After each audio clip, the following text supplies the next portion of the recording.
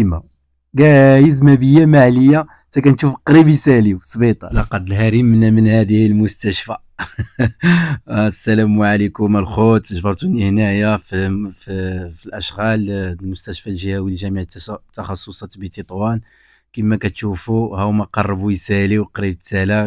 هذا المشروع هذا بداو فيه في 2019.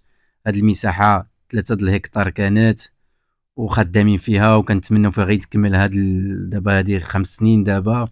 ودابا عاد بداو الخدامين كيف ما كتشوف هما عاطين الشحط دابا. كنتمناو يساليوها في هاد الاشهر هادو اللي بقات لهم.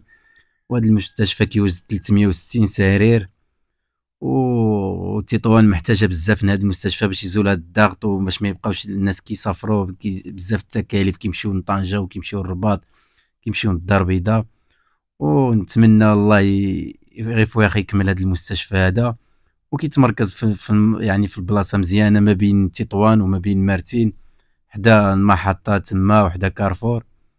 كنتمنى فوق يكملوا هاد المستشفى هادية، يعني اللي نقدر نقول لك تعطلوا فيها بالحق غادي تجي في وقت ان شاء الله، باش الناس ما يبقاوش يتكارفسوا بزاف، وغيكونوا فيها اطر طبيه، وغيكونوا فيها يعني شي حاجه غتكون مزيانه بزاف اللي غتخفف الضغط بزاف على الساكنه تطوان. ان شاء الله يكون غير خير وقريبه تسالى. دابا جيت نقول